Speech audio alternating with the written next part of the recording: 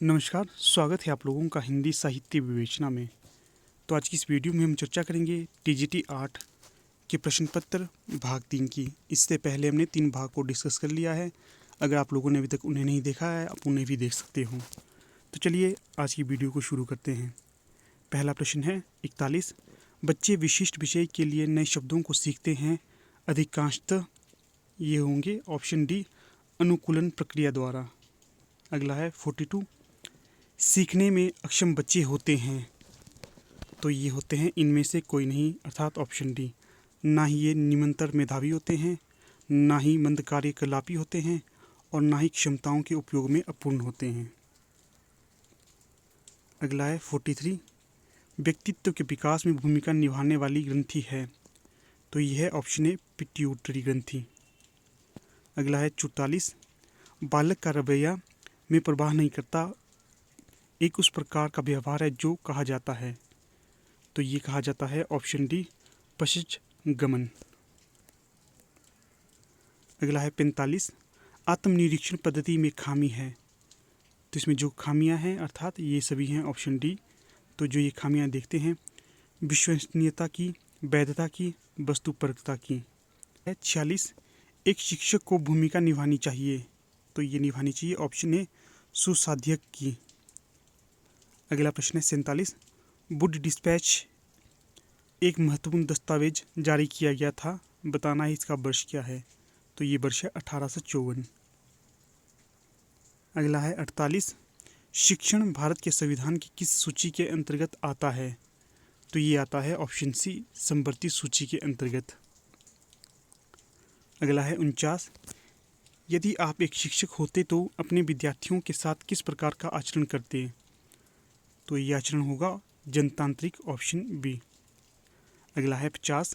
शिक्षण कार्य के व्यावसायिक मानकों को विकसित किया है, तो ये किया गया है ऑप्शन सी NCTE द्वारा।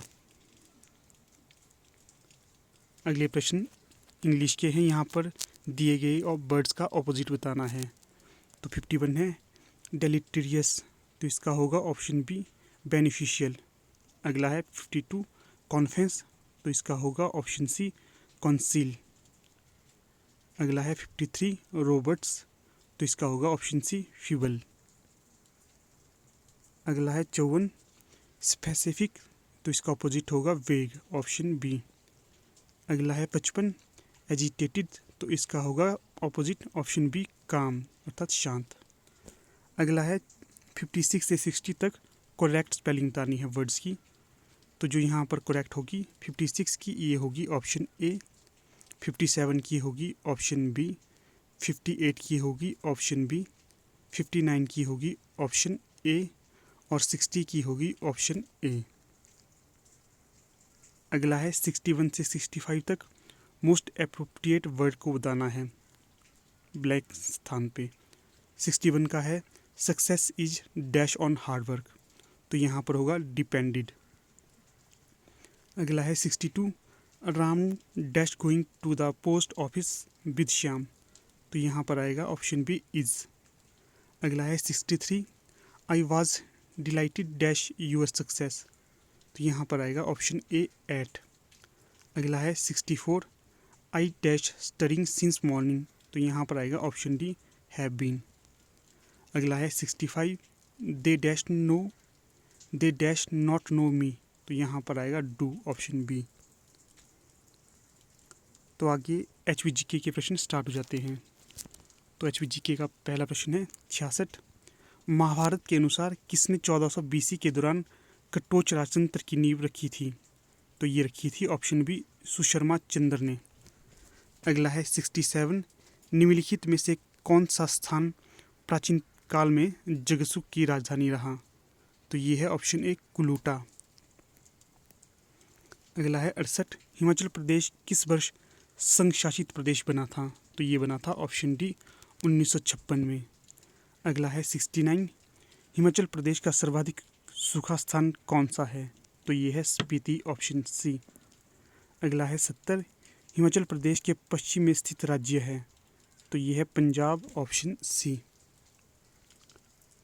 अगला है 71 हिमाचल प्रदेश में मानव निर्मित सबसे बड़ी प्राकृतिक झील है? तो ये है गोविंद सागर, ऑप्शन डी। अगला है 72। वैदिक काल में चीनाब नदी को जाना जाता था। तो जो यहाँ पर नाम दिए गए हैं इनमें से कोई नाम नहीं है, ऑप्शन डी सही जवाब होगा। अगला है 73। चोलांग चोटी अवस्थित है? तो ये है ऑप्शन सी में, अर्थात धौलाधार पर्वत श्रेणी में। अगला प्रश्न है 74। पंचपुला पिकनिक रिजॉर्ट अवस्थित है? तो ये है डलहौजी में, ऑप्शन बी। अगला प्रश्न है 74। भारतीय मानक ब्यूरो का क्षेत्रीय केंद्र अवस्थित है? तो ये है ऑप्शन सी, परबाणु में। अगला प्रश्न है 76। चंबा में रंगमहल का शिलान्यास किसने रखा या किसने किया? तो ये किया था उम्मेद सिंह ने, ऑप्शन ए। अगला प्रश्न है 77। भंगानी साहिब का युद्ध गुरु गोविंद सिंह और किस राजा के मध्य हुआ था?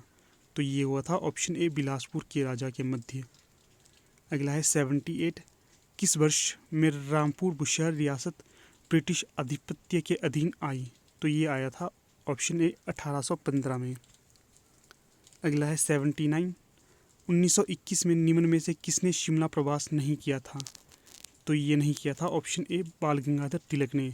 जिन्होंने शिमला प्रवास किया था 1921 में वे हैं लाला लाजपत राय, मदन मोहन मालवीय और महात्मा गांधी।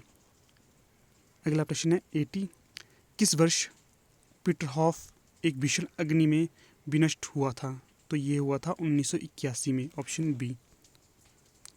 अगला है 81। 1947 में ठियोग में गठित स्वतंत्र सरकार में कौन मुख्यमंत्री बना था? तो ये थे ऑप्शन डी, सूरत प्रकाश। अगला है 82।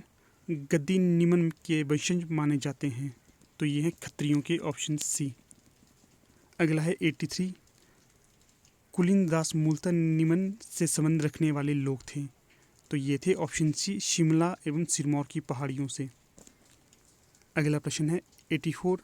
शोभा सिंह कलाविथि अवस्थित है? तो ये है ऑप्शन डी, अंद्रेटा में। अगला है 85। हिमाचल का राज्य संग्रहालय जिस सुप्रसिद्ध भवन में है तो उसका नाम क्या है? तो यहाँ पर दिए गए ऑप्शन में से कोई नहीं है, ऑप्शन डी सही जवाब होगा। अगला प्रश्न है 86। पश्चिमी हिमालय का पहला हाइड्रो इलेक्ट्रिकल प्रोजेक्ट कहाँ पर है? तो ये है ऑप्शन बी, जोगिंदरनगर में। अगला क्वेश्चन है 87। हिमाचल प्रदेश का सर्वाधिक सेब उत्पादक जिला कौन सा है? तो ये है शिमला, ऑप्शन सी। तो यहाँ पर आपके लिए एक क्वेश्चन है, तो यहाँ पर आपने बताना है कि हिमाचल प्रदेश में सर्वाधिक सेब उत्पादन में दूसरा कौन सा जिला है। पहला तो शिमला है, तो दूसरे जिले का नाम आपने बताना है। अगला क्वेश्चन है 88। शिक्षण अनुसंधान तथा प्रशिक्षण की राज्य परिषद SERT अवस्थित है? तो ये है सोलन में, ऑप्शन डी। अगला क्वेश्चन है 89। पद्मश्री से सम्मानित होने वाले पहले हिमाचल कौन थे? तो ये थे ऑप्शन ए, कैलाश महाजन। अगला क्वेश्चन है 90। जनगणना 2011 के अनुसार हिमाचल प्रदेश का जनसंख्या घनत्व कितना है? तो ये है ऑप्शन डी, 1, 2, 3 अर्थात 123। तो दोस्तों यहाँ से आगे करंट अफेयर के क्वेश्चन हैं जो 2018 के हैं, तो मुझे लगता है ये आपके प्रश्न में नहीं पूछे जाएंगे, तो इन्हें हम स्किप कर देते हैं। तो आगे क्वेश्चन देखते हैं।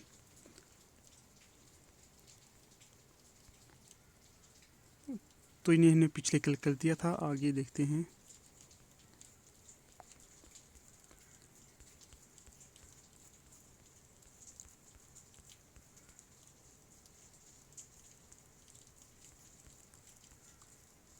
तो आगे हमारे पास प्रश्न बचते थे हिंदी के।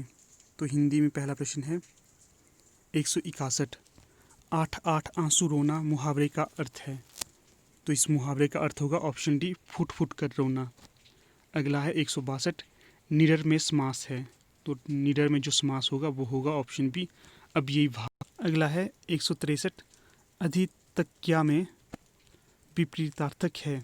तो ये है उपतक्या। अगला है 164। जो प्रतिज्ञा भय को दूर करती है उसके लिए एक शब्द? ये होगा ऑप्शन डी अवयदान। अगला है 165 तत्सम शब्द है, तो यहाँ पर तत्सम शब्द होगा दंत। बाकी दांत, आदमी, आदत इत्यादि तद्भव इत्यादि शब्द हैं। अगला है 166 शुद्ध शब्द का चयन कीजिए, तो यहाँ पर जो शुद्ध होगा वो होगा ऑप्शन ए इकतारा। अगला है 167 खट्टा का भाववाचक है, तो ये होगा ऑप्शन सी खट्टापन। अगला है 168 यौगिक शब्द हैं, तो यौगिक शब्द होगा शिवाल्य। अगला है 169 फ वर्ण का उच्चारण स्थान है, तो फ वर्ण का उच्चारण स्थान होता है ओष्ठ, ऑप्शन ए। अगला और अंतिम प्रश्न है 170 दास का पर्यायवाची शब्द है, तो यह है ऑप्शन सी किंकर। तो ठीक है दोस्तों, यहाँ पर हमारी वीडियो का समापन हो जाता है। आप सभी का अंत तक बने रहने के लिए धन्यवाद।